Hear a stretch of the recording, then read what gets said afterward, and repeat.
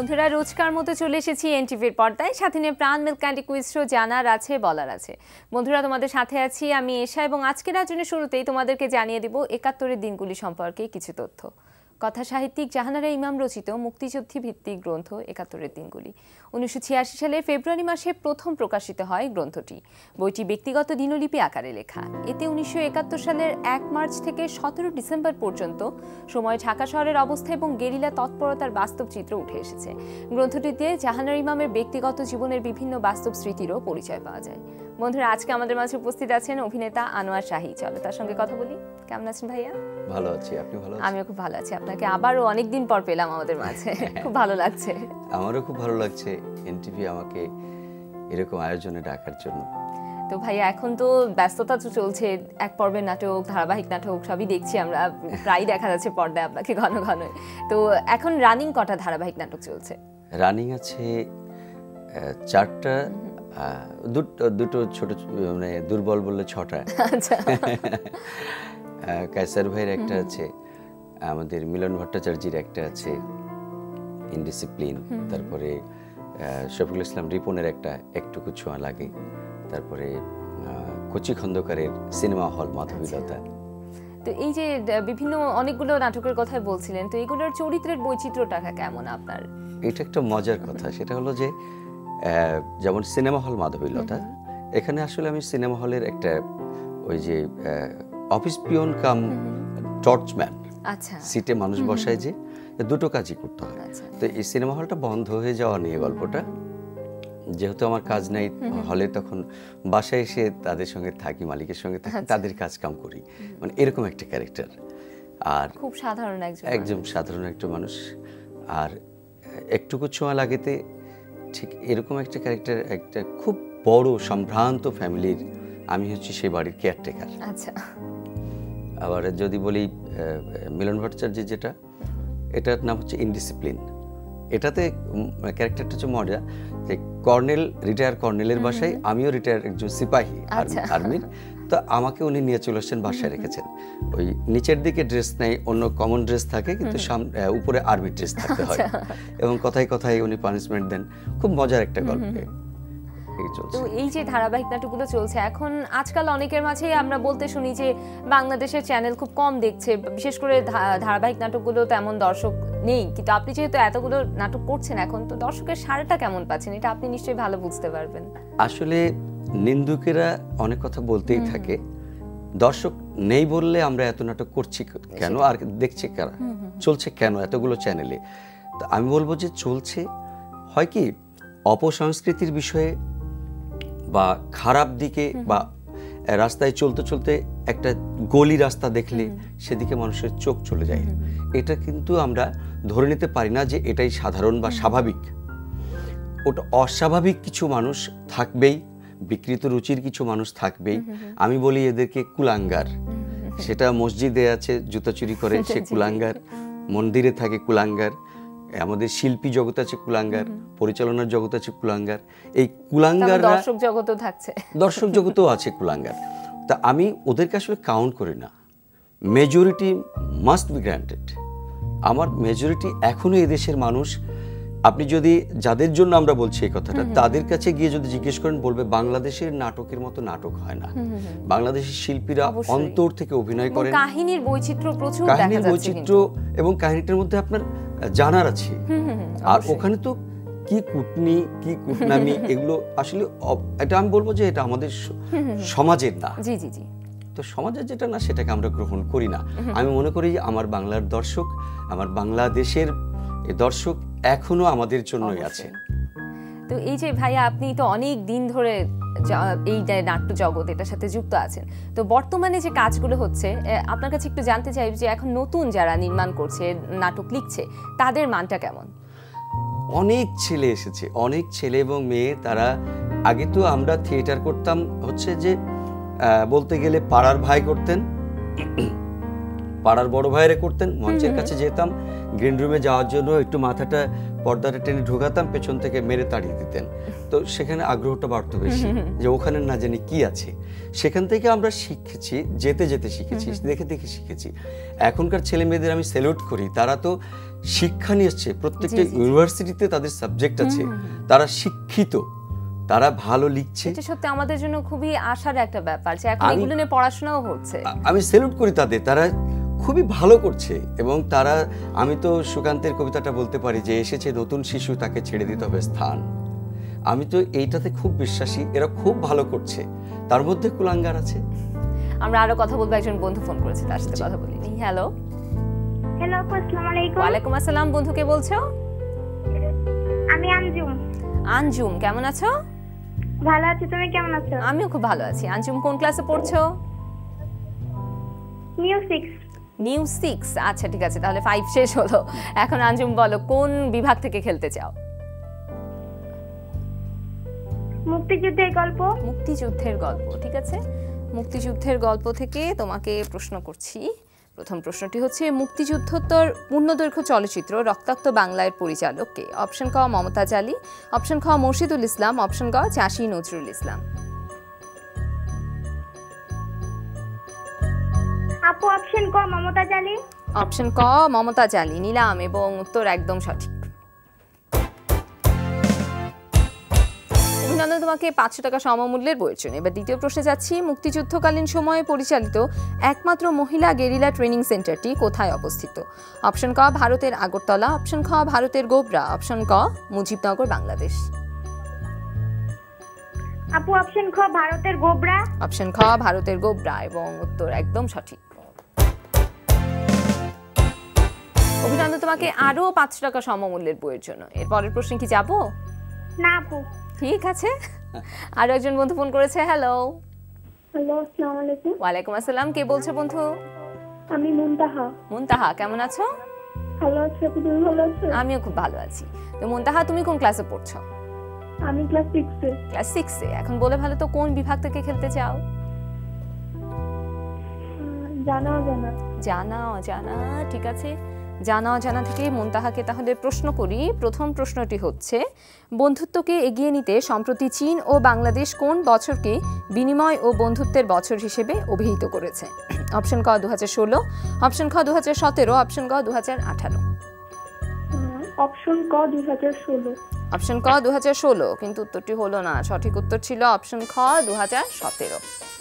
ভাই, আবার আপনার কাজের প্রসঙ্গে একটু ফিরছি। আমরা শুরুতেই কথা বলছিলাম আপনার নতুন যে ধারাবাহিকগুলো এখন যাচ্ছে সেগুলো নিয়ে। তো এবার একটু জানতে চাইছি যে এক পর্বের নাটকেও তো প্রচুর কাজ করছেন, সেগুলো এখন সম্প্রতি কি কি কাজ করেছেন? আসলে এগুলোকে আমরা বলি সিঙ্গেল নাটক বা এক ঘন্টা নাটক। এগুলোর আসলে কখন যে কোনটা করি আর কখন যে কোনটা কোথায় অন হয়ে যায় এগুলো বুঝতে পারি না। কারণ হচ্ছে এগুলো হয় কি, আমাদের যারা ক্যারেক্টার আর্টিস্ট তাদের একদিন, ধরেন 2 দিন শুটিং হয়, এখন একদিন লাগে, একদিনে হয়ে যায়। তো এরকম ধরেন মাসে 2-4টা হয়েই যায়। আচ্ছা। তো আর এই যে বিভিন্ন সিজনগুলো যে আসে, ঈদের সিজন, পূজার সিজন, তখন তো বেশি। হ্যাঁ, এটাকে বলা যায় শিল্পীদের জন্য ঈদ একটা সিজন। এখানে তখন অনেক কাজের চাপ থাকে প্রত্যেক শিল্পীরই। যারা সারা বছর কম করেন তাদেরও চাপ পড়ে যায়, সব মিলিয়ে। আর আসলে তখন দেখা যায় সবারই ছুটি থাকে, সবাই খুব আগ্রহ নিয়েও দেখতে বসে সেই সময়গুলোতে। সেজন্যই স্পেশাল একটা বিষয় থাকে সেখানে, যে ঈদ স্পেশাল কিছু কাজগুলোর মধ্যে একটা স্পেশালিটি থাকে আর কি। তো ভাই, এবার একটু প্রসঙ্গে আসছি টিভিসি। আপনার তো প্রচুর টিভিসি আপনি কাজ করেছেন সেই শুরু থেকে যদি হিসাব করি, আর এখন সম্প্রতি যে কাজগুলো করছেন সেগুলো আমাদের সবারই খুব, মানে আমাদের কাছে খুবই জনপ্রিয় হয়ে গেছে অলরেডি। তো এখন একদম রিসেন্ট কাজগুলো সম্পর্কে একটু যদি আমাদের বলতেন। রিসেন্ট কাজ যাচ্ছে হচ্ছে সনিক ডিটারজেন্ট পাউডার, তারপরে আরএফএল মুরগির খাঁচা, তারপরে ইউরো এশিয়া বালিশ, মানে এগুলো রিসেন্ট, এই গত 1-2 মাসের কাজ। এই মাসে, গত মাসে হচ্ছে ইউরো এশিয়া বালিশ এবং মুরগির খাঁচা। আচ্ছা আচ্ছা, মুরগির খাঁচা, এই দুটো চলছে। আর এমনি মোটামুটি আমি তো ধরেন জিপি থেকে শুরু করে সব মোটামুটি অনেক প্রোডাক্টেরই বিজ্ঞাপন করেছি, প্রায় 26-27টা মতো। আচ্ছা, অনেকগুলো। তো এই যে টিভিসির কাজগুলো করতে, এগুলোতেও কিন্তু একটা গল্প থাকে, খুব অল্প সময় দেখছি কিন্তু একটা গল্প থাকে। তো এই কাজগুলো করতে কেমন লাগে? এগুলোর মধ্যে একটা তাড়াহুড়ো থাকে, আর কিন্তু কাজ থাকে, খুব সূক্ষ্ম কাজ থাকে অল্প সময়ের মধ্যে। একই কাজ আমি যেটা 40 মিনিটে করি একটা নাটক, সেটা 40 সেকেন্ডে করতে হয়। তো সেই কাজটা একটু আমাদের জন্য মানে গুরুত্ব দিয়ে করতে হয়, খুব মনোযোগ থাকতে হয়। সে কাজটা করে খুব মজাই পাই আসলে। সামান্য সময় চরিত্রটাকে ক্লিয়ার করতে হবে। গল্প কিন্তু একটা পুরো ওই গল্পটাই হয়তো 3 ঘন্টা হয়ে যেতে পারে। তো সেই গল্পটাই আমরা করি এবং খুব মনোযোগী হয়ে করতে হয়। এবং অ্যাকচুয়ালি শুধু এটাই না, যে যেখানে আছেন, যে কাজই করুক না কেন, স্টুডেন্ট বলেন বা কর্মজীবী বলেন, যা অভিনেতা অভিনেত্রী, সবাইকে যে কাজটা যখন করবে খুব মনোযোগের সাথে করলে তার ফলাফলটা ভালো পাওয়া যায়। এজন্যই আপনারা হয়তো বলছেন যে আমি অনেকগুলো কাজ করেছি এবং মোটামুটি অনেকগুলো টিভিসি আমার মানুষের কাছে আমার পরিচয় এনে দিয়েছে, আমাকে পরিচিত করেছে, ভালো লাগে। তো ভাইয়া, এই যে আপনারা যখন একটা নতুন কোনো বিজ্ঞাপনে কাজ করছেন, এটা যখন বারবার দেখানো হয়, দেখা যায় যে সবারই মুখে মুখে সংলাপগুলো থাকছে, খুব পরিচিত, ওটা একটা ব্যাপার হয়ে যায়। তো যখন রাস্তাঘাটে বের হন নতুন কোনো বিজ্ঞাপনে বারবার প্রচারিত হওয়ার পর, তখন সেটা সারটা কিভাবে পান? এটা হচ্ছে কি, প্রথম দিকে ভালো লাগে যে যখন টিভিসিটা নতুন আসলো, যেমন আমি মুরগিওয়ালা, আমাকে একদিন একজন এসে প্রথমেই বলছে যে সকালবেলাটাই কেমন যেন হয়ে গেল। আমি কেন? মুরগিওয়ালারা দেখে বেরোলাম। তো তখন এই বলাটার মধ্যে কিন্তু ভালো লাগা আছে, মজা আছে, চরিত্রটাকে পরিচিত করতে পারছেন। তো আসলে বিজ্ঞাপনের এটা হচ্ছে আমাদেরকে বারবার দেখিয়ে মানুষের কাছাকাছি নিয়ে যাওয়ার একটা মাধ্যম। তো এটা আমার কাছে খুব ভালো লাগে। আমি বরাবরই এটা আমার মানে সবসময়ই ভালো লাগে। দর্শক যেভাবে দেখেন, প্রত্যেকটা দেখাই আমার ভালো লাগে। চমৎকার। তো ভাই আরো কথা বলবো, একজন বন্ধু ফোন করেছে, তার সাথে কথা বলে নিই। হ্যালো। হ্যালো, আসসালামু আলাইকুম আপু। ওয়ালাইকুম আসসালাম। আপু কে বলছো? আপু আমি তমা বলছিলাম। তমা, কেমন আছো? আপু ভালো আছি, আপনি কেমন আছেন? আমিও খুব ভালো আছি। তমা কোন ক্লাসে পড়ছো? আপু 6 এ পড়ি। 6 এ, ঠিক আছে। তমা এখন বলো তো, তুমি কোন বিভাগ থেকে খেলতে চাও? মুক্তিযুদ্ধের গল্প। মুক্তিযুদ্ধের গল্প, ঠিক আছে। মুক্তিযুদ্ধের গল্প থেকে তোমাকে প্রথম প্রশ্ন করছি। প্রশ্নটি হচ্ছে, বাংলাদেশের সর্বোচ্চ সামরিক পদক কোনটি? অপশন ক স্বাধীনতা পদক, অপশন খ বীর শ্রেষ্ঠ, অপশন গ 21 পদক।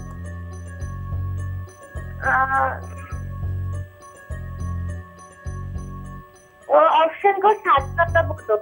অপশন ক স্বাধীনতা পদক নিলাম, কিন্তু উত্তরটি হলো না। সঠিক উত্তর ছিল অপশন খ বীর শ্রেষ্ঠ। আর একজন বন্ধু ফোন করেছে। হ্যালো। হ্যালো। হ্যালো, কে বলছো? আমি জুবায়ের। জুবায়ের, কেমন আছো?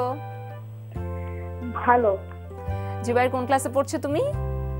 ক্লাস 5। ক্লাস 5। এখন ঝটপট বলে ফেলো, কোন বিভাগ থেকে খেলতে চাও?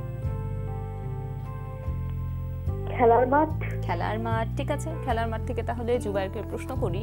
তোমার জন্য থাকছে প্রথম প্রশ্ন, এবং প্রশ্নটি হচ্ছে, বিপিএল এর তৃতীয় আসরে ম্যান অফ দ্য সিরিজ হয়েছিলেন? অপশন ক মাশরাফি বিন মুর্তজা, অপশন খ আসহার জাইদি, অপশন গ সাকিব আল হাসান। অপশন খ আসহার জাইদি। অপশন খ আসহার জাইদি নিলাম, এবং উত্তর একদম সঠিক। আচ্ছা বন্ধু, তুমি কি জানো আসহার জাইদি ইনি হচ্ছেন কোন দলের ছিলেন? ইংল্যান্ড। ইংল্যান্ড, ঠিক আছে। আর দলের নামটা ছিল কুমিল্লা ভিক্টোরিয়ান্স। ঠিক আছে, এবার তোমাকে আমি দ্বিতীয় প্রশ্নে যাচ্ছি। বর্তমান ফিফা র্যাঙ্কিং এ শীর্ষে থাকা ফুটবল দল আর্জেন্টিনার প্রধান কোচ কে? অপশন ক জেরার্ডো মার্টিনো, অপশন খ এডগার্দো বাউজা, অপশন গ সার্জিও বাতিস্তা। অপশন খ এডগার্দো বাউজা। অপশন খ এডগার্দো বাউজা। তোমার দেখছি খেলার মাঠ বিষয় আসলেই অনেক সেন্স। উত্তর একদম সঠিক। অভিনন্দন তোমাকে আরো 500 টাকা সমমূল্যের বইয়ের জন্য। এর পরের প্রশ্নে কি যাব? হ্যাঁ, ঠিক আছে। প্রশ্নটি হচ্ছে, টেস্ট ক্রিকেটে দ্রুততম সেঞ্চুরি করেছেন কে? অপশন ক ব্রেন্ডন ম্যাককালাম, অপশন খ অ্যাডাম গিলক্রিস্ট, অপশন গ ক্রিস গেইল।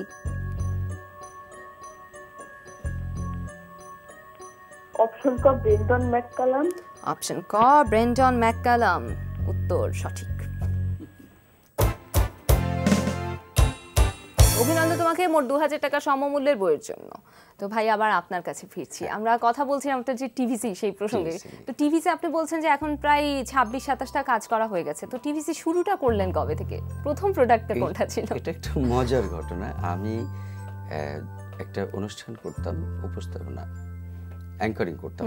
তো সেই অনুষ্ঠানটার এডিটিং হতো ড্রিম ভিউ একটা অ্যাড ফার্মে আর কি। আচ্ছা উনি জানা মাসুদ কায়নাত, বেইলি রোড ছবির ডিরেক্টর। তো ওনার ওখানে ওই এডিটিং চলাতে উনি দেখতে চেয়েছেন যে অ্যাঙ্করিং করছেন, ওনাকে একটু নিয়ে আসেন দেখি। দেখার পরে গল্প টল্প করতে করতে উনি বললেন যে কফি খান। তো আমি কফি খেতে পারি একটা শর্তে, যদি আমাকে বিজ্ঞাপনে হেই এরকম একটা ক্লোজ আপ দেন। তো বললো বিজ্ঞাপন করবেন? আমি বললাম হ্যাঁ করবো। তো আচ্ছা ঠিক আছে। তারপরে 1 মাস পরে উনি ফোন দিয়েছেন আমাকে যে আনোয়ার ভাই আপনাকে ডাকছি আমি একটা বিজ্ঞাপনের জন্য হেই করতে। আমি ধরে নিয়েছি হেই করতেই ডাকছে। গিয়ে দেখি যে না, একটা মেইন একটা ক্যারেক্টার হাইজিনল ক্রিম কিংবা লিকুইড একটা ইয়ে ছিল। তো সেটাতে আমি নাপিতের ক্যারেক্টার করেছি। সেটা দিয়ে আমার শুরু। এবং তারপর থেকে তো RFL pump, RFL PVC filter, অনেকগুলো কাজ করা হয়ে গেছে। অনেকগুলো করেছি। তো ভাই সম্প্রতি একটা অ্যাওয়ার্ড পেয়েছেন আপনি, কাজের স্বীকৃতি স্বরূপ। তো সেই পুরস্কার, সেটা সম্পর্কে একটু জানতে চাইছি, কেমন লাগছে? পুরস্কার আমি আগেও পেয়েছি, আমাদের মিডিয়া জার্নালিস্ট অ্যাসোসিয়েশন থেকে পেয়েছিলাম এই জিপির মডেলের শ্রেষ্ঠ মডেল হিসেবে। সে বছর আমি পেয়েছিলাম তাদের জুরি বোর্ডের বিজ্ঞদের বিচারে। তারপরে বন্ধু ফাউন্ডেশন নামে বাংলাদেশে একটা চ্যারিটি ফাউন্ডেশন আছে। সম্প্রতি আপনি যে পুরস্কারটি জিতেছেন, A1 টেলিমিডিয়া হৃদয় স্বাধীনতা পুরস্কার, তো সেটি সম্পর্কে আপনার সাথে কথা বলছি, আমরা কথা বলবো, তবে একজন বন্ধু ফোন করেছে, তার সাথে কথা বলে নিই। হ্যালো আপু, আমি আখি। আখি কেমন আছো? ভালো আছি আপু, আপনি কেমন আছেন? আমিও খুব ভালো আছি। আখি, তোমার জন্য থাকছে ছবির গ্যালারি, এবং ছবির গ্যালারি থেকে তোমার জন্য প্রথম প্রশ্নটি হচ্ছে বার্সেলোনার এই ফুটবলারের নাম বলো। অপশন ক ডেনিস সুয়ারেজ, অপশন খ রাফিনহা, অপশন গ আর্দা তুরান। আপু অপশন ক ডেনিস সুয়ারেজ। ঝটপট বলে দিল অপশন ক ডেনিস সুয়ারেজ, কিন্তু উত্তরটি হলো না। সঠিক উত্তর ছিল অপশন গ আর্দা তুরান। জানা হয়ে গেল। আরেকজন বন্ধু ফোন করেছে। হ্যালো। হ্যালো আপু। হ্যাঁ শুনছি, কে বলছো? আমি জুবাইরা। নুবাইরা, কেমন আছো? হ্যাঁ আপু ভালো, তুমি কেমন আছো? আমিও খুব ভালো আছি। বন্ধু, তুমি কোন ক্লাসে পড়ছো? ক্লাস 8। ক্লাস 8। এখন ঝটপট বলে ফেলো, কোন বিভাগ থেকে খেলতে চাও? মুক্তিযুদ্ধের পাতা। মুক্তিযুদ্ধের গল্প, সেই বিভাগটি তো আজকের মতো শেষ হয়ে গেছে, অন্য কোনো বিভাগ চুজ করো। ইতিহাসের পাতা। ইতিহাসের পাতা, ঠিক আছে। ইতিহাসের পাতা থেকে তাহলে তোমাকে প্রশ্ন করে ফেলি। প্রথম প্রশ্নটি হচ্ছে, কোন সুবেদার জাহাঙ্গীরনগর প্রতিষ্ঠা করেন? অপশন ক কুতুবউদ্দিন, অপশন খ ইসলাম খাঁ, অপশন গ শাহবাজ খাঁ। শাহবাজ খাঁ। অপশন গ শাহবাজ খাঁ। একটু ভেবে বললে, কিন্তু উত্তরটি হলো না। সঠিক উত্তর ছিল অপশন খ ইসলাম খাঁ। জানা হয়ে গেল। তো ভাইয়া, সেই অ্যাওয়ার্ডের প্রসঙ্গে ফিরি। হ্যাঁ, এটা গত 18 তারিখে আমাকে দেওয়া হয়েছে। সম্মানিত জুরি বোর্ড আমাকে মনোনীত করেছেন আমার কণ্ঠের জন্যই। আচ্ছা, ভোকালিস্ট হিসেবে, সেরা ভোকালিস্ট হিসেবে তারা আমাকে মনোনীত করে এই অ্যাওয়ার্ডটি দিয়েছেন, A1 টেলিমিডিয়া হৃদয় স্বাধীনতা। তো সেই যে কথা প্রসঙ্গে চলেই আসলো, সেই আপনার ভোকালিস্ট, আপনি যে ডাবিং শিল্পী, সেই প্রসঙ্গটি। তো সেটা তো দীর্ঘদিন ধরে আপনি এই ডাবিং শিল্পের সাথে যুক্ত আছেন। তো আমরা এটা বিষয়ে জানবো, তবে তার আগে আপনার কাছে একটা আবদার করতে চাই আজকে, যে যদি আপনার কণ্ঠ তো আমরা শুনেই থাকি, আমাদের ভীষণ পরিচিত বিভিন্ন চরিত্রের কণ্ঠ আপনি দিচ্ছেন, তো আজকে যদি কোনোটা আমাদেরকে একটু শোনান, একটা সংলাপ এরকম কিছু। আসলে এটা কাছাকাছি শিল্পীদের কাছাকাছি থাকতে থাকতে তাদের ম্যানিয়ে, তাদের ভোকালের কাজগুলোকে আমি এমনি অ্যাবজর্ব করতাম। তো তখন একটা ব্যস্ততম সময় গেছে, সে সময় করতাম। এখন তো আমাদের আসলে সেই রকম শিল্পী যাদেরকে অনুকরণ করতে পারি, তাদেরকে এখন কাছে পায় না। আলাদা আলাদাভাবে স্টুডিও হয়েছে, ছোট ছোট জায়গায় ডাবিং হয়ে যায়, সেই অনুকরণের জায়গাটা থাকে না। তো যাদের পেয়েছিলাম তাদের মধ্যে প্রয়াত রাজীব ভাইয়ের একটা ডায়লগ দিতে পারি আমি। বাদল, অনেক বছর তুই খেয়েছিস, এবার তুই থেমে যা, আমি পাগলটাকে টিকিট দিতে চাই। কথা বোঝার চেষ্টা কর, যা বলছি তাই শোন। আসলে চোখ বন্ধ করে শুনলে বন্ধু তো তিনি আমাদের মাঝে আছেন এখন। আর কোন সংলাপ যদি শোনান। আমি প্রথমত দিলদার ভাইয়ের একটু করি, ওনার মৃত্যুর পর, রাজীব ভাইয়ের মৃত্যুর পরে সবগুলো মোটামুটি ডাবিং আমাকেই করতে হয়েছে, এবং দিলদার ভাইয়েরও এই গুরু দায়িত্বটা আমার উপরই ছিল। আসসালামু আলাইকুম। আরে বাবা রে বাবা, কি সুন্দর ঢাকা স্বর্গ, এখানে সিনেমায় অভিনয় করা যায়। আসলে দিল্লার এই নামটি শুনলে আমাদের সেই খুব দারুণ কিছু মজার চরিত্র সেগুলোর কথাই মনে আসে এবং ডায়লগটাতেও তাই মনে হলো আবার। তো ভাইয়া এই ডাবিং শিল্প সেই প্রসঙ্গেই চলে আসি, তো ডাবিং এর কাজটা শুরু করলেন কবে? ডাবিং শুরু করেছি আমি আসলে 95-এ। 94-এ একটা ছবিতে আমি যুক্ত হই প্রয়াত আমার গুরু, যার হাত ধরে আমি চলচ্চিত্রে প্রবেশ করেছিলাম, জনাব আজমল হুদা মিঠু। তার হাত ধরে তার 2 ছেলেকে আমি অভিনয় শেখাতাম। তো ছবি শেষে যে শুটিং শেষ হওয়ার সময়, শুরুর সময় আমাকে উনি বললেন একটা ক্যারেক্টারও করো। আমি একটা ইয়াং ভিলেন করেছিলাম, এমপির ছেলে, খুব বাজে ক্যারেক্টার। তো সেই ওই ছবি যখন ডাবিং এলো, আমি ডাবিং শব্দটা ওই সেদিনই প্রথম শুনলাম যে এখন ডাবিং হবে। তো বললো, আমাকে মিঠু ভাই বললেন যে এই আমার ছেলের ভোকালটা তুমি দেবে। তা আমি বললাম তাহলে আমি যে একটা ক্যারেক্টার করেছি ওটাও তুমি দেবে চেঞ্জ করে। তারপরে আমি বড় ছেলেরও ভোকাল দিতে হবে। আমার বন্ধু এখন বাইরে থাকে, টনি ডায়েসকে ডাকলাম যে 2 বন্ধু মিলে 2 ছেলের ভোকাল দিলাম। 35-এ তখন সিনেমা হতো। তো দেওয়ার পরে দেখলাম যে শিখে যাচ্ছি আস্তে আস্তে, ভালো লাগছে এবং খুবই আজমল হুদা মিঠু সাহেবের সঙ্গে কাজ করছি, একটু কনসিস্টেন্সি বেশি কাজ করছিল, আগ্রহ থেকে ওটা পেরে গেলাম। তখন যে তোমারটা করো, চেঞ্জ করে করো, এটা হিরো ওটা ভিলেন। তা আমি ভিলেনটাও করলাম, ওনারা পছন্দ করলেন। তো বিভিন্ন সময় ডিরেক্টররা আসতেন, মিঠু ভাই 2 ছেলে হিরো হয়েছে, তো ওনাদের বলতেন যে আমার অ্যাসিস্ট্যান্ট, ও কিন্তু ভালো ডাবিং করে, ওকে টাকা দিয়ে ডাবিং এনে। এই তখন থেকে আসলে ডাবিংয়ে কিছু অ্যাসিস্ট্যান্সি করে যে টাকাটা পাওয়া যায় তার চেয়ে ডাবিংয়ে একটু বেশি টাকা পাওয়া যেত। তো ওইভাবেই শুরু হলো। ওই ছবি থেকেই আমার ফিল্মে অ্যাসিস্ট্যান্সি, অভিনয় এবং ডাবিং। তো এই তো ডাবিং তো চলছে, এখন পর্যন্ত কটা ডাবিং করেছেন আপনি, যদি হিসাবটা জানতে চাই সেই শুরু থেকে? আমি আসলে প্রথম দিকে লিখে রাখার চেষ্টা করতাম যে কতগুলো করেছি, পরে দেখলাম যে আসলে 95 থেকে 4-এর শেষ দিক থেকে আজ পর্যন্ত যতগুলো ছবি বাংলাদেশ চলচ্চিত্র উন্নয়ন কর্পোরেশন থেকে রিলিজ হয়েছে বা মুক্তি পেয়েছে বা বাইরের থেকেও কিছু মুক্তি পেয়েছে, এর মধ্যে হয়তো এত বছরে আমি এতদিন একটু সংখ্যাটা বাড়াতে চাই যে হয়তো বা 100টা ছবিতে আমি ডাবিং করিনি। আচ্ছা, করেননি? করিনিটাই আমি বলতে পারবো। হ্যাঁ, করিনিটাই আমি বলতে পারবো, কত করেছি এটা আর বলতে পারবো না। আচ্ছা। এবং প্রত্যেকটা ছবিতে একাধিক ক্যারেক্টার ডাবিং করেছি আমি। এটা সত্যি অনেক চ্যালেঞ্জিং এবং সেই সাথে খুব মজার একটা। খুব মজার, এটা খুব ভালো লাগে, আমি এনজয় করি এবং খুব মনোযোগ দিয়ে কাজটা করি আমি। তো ভাইয়া আবার একটু অভিনয় প্রসঙ্গে আসছি। তো এই তো আমরা চলচ্চিত্রে এই ফিল্ডটাতে আছি, তো এই ফিল্ডের কথা একটু জানতে চাচ্ছি। চলচ্চিত্রে অভিনয়ের ব্যাপারটা এখন বর্তমানে কি নতুন কোনো কাজ হাতে নিয়েছেন? চলচ্চিত্রে আমি 2014-র পরে আমি আর হাতে নিইনি। তবে মেজবারুন সুমন ভাই, আমাদের সম্মানিত রাইটার, ডিরেক্টর, ওনার পক্ষ থেকে একটা প্রপোজাল এসেছে আমার কাছে, হয়তো করা হতে পারে। ওনার যে নতুন কাজটি নিয়ে আমরা শুনছি কথা। হ্যাঁ, ওনার এই নতুন কাজটাতে আমার করা হতে পারে আর কি, ওনার সঙ্গে না হওয়ার কিছু নাই, এজন্য হতে পারে। এছাড়া আমি নাটক, বিজ্ঞাপন এগুলোই বেশি কাজ করছি আর লেখালেখি করছি। আবার যেহেতু লেখক, আমাদের রাইটার্স গিল্ডেরও মেম্বার হয়েছি আমি, এই জন্য দায়িত্বটা একটু বেড়ে গেছে।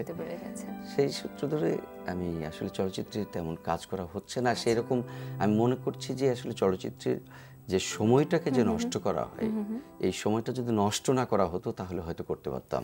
আচ্ছা, তো ভাইয়া আবার একটু পুরনো দিনের কথায় ফিরে যাই, যে এখন পর্যন্ত চলচ্চিত্র যে কটাই কাজ করেছেন, তো সেগুলোর মধ্যে আপনার কাছে খুব স্পেশাল বা খুব স্মৃতি পাতায় এখনো একদম উজ্জ্বল আছে এরকম কোনো ওটার কথা যদি আমাদের সাথে শেয়ার করতেন? এরকম ওই যে প্রথমটার কথা তো না হয়, অপরাধ রাজার পরে আমি নার্গিস আপার প্রথম ছবি মেঘলা আকাশে কাজ করেছি, যেটা ইন্ডিয়ার আইয়ুব খান ছিলেন হিরো। আমি তার সঙ্গে কাজ করেছি, যার জন্য আমার খুব ভালো লেগেছে। ফেরদৌসী মজুমদারের সঙ্গে কাজ করতে পেরেছিলাম এই ছবিটার মধ্যে, এটা আমার জন্য একটা বড় পাওয়া ছিল। পাশাপাশি তারপরে বাসু চ্যাটার্জির হঠাৎ বৃষ্টি, চুপি চুপি, এই ছবিগুলোতে কাজ করার আমার সুযোগ হয়েছিল। তো আমি যদি আপনাদের সময় থাকে তাহলে ছোট্ট একটা কথা বলতে চাই, যে যখন হঠাৎ বৃষ্টি ছবিতে কাজ করা হয়, তো বাংলাদেশের প্রথিতযশা আমাদের অনেক খ্যাতিমান অভিনেতা, কি বলবো, কমেডি অভিনেতা আছেন, তো তাদেরই আসলে ক্যারেক্টারটা। তো ক্যারেক্টারটা ছিল ন্যাপা, নাক টিপলে দুধ বেরোয়, যার কারণে বড় ভাইয়েরা কেউ এখানে এলাও হননি। তো আমাকে যখন ডাকা হলো, তখন আমি মানে চলচ্চিত্রে নিয়মিত অভিনেতা না, তখন ডাকা হয়েছিল। তো আমাকে যখন ডাকলো তখন আমার গোপ ছিল অনেক বড় বড়। তো বাসুদা ডেকে বললেন যে ওরে বাবা এর তো বাম্পারও না, এর তো হবে না। আসলে সময় একদমই শেষ হয়ে গেছে তো আমাদের। গোপ কেটে ফেলে আসার পরে যখন হাফ প্যান্ট এবং গেঞ্জি পরে নিয়ে আসলেন তখন ঠিকই অমল চরিত্রের বোস, সাথে চলে তখন গেলেন। বললেন যে হ্যাঁ এ চলবে না টিপলে। চমৎকার। তো ভাইয়া খুব ভালো লাগলো আপনার সাথে কথা বলে। আপনার সামনের সব কাজের জন্য রইল অনেক অনেক শুভকামনা। আমারও খুব ভালো লাগলো।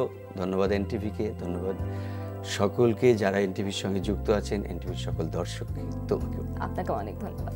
বন্ধুরা, দেখতে দেখতে আয়োজনের একদম শেষ প্রান্তে চলে এসেছি। বিশ্বের যে কোনো প্রান্ত থেকে যে কোনো সময় এনটিভিতে সম্প্রচারিত সংবাদ অন্যান্য সকল অনুষ্ঠান উপভোগ করতে ভিজিট করো আমাদের পূর্ণাঙ্গ ওয়েব পোর্টাল www.ntvbd.com।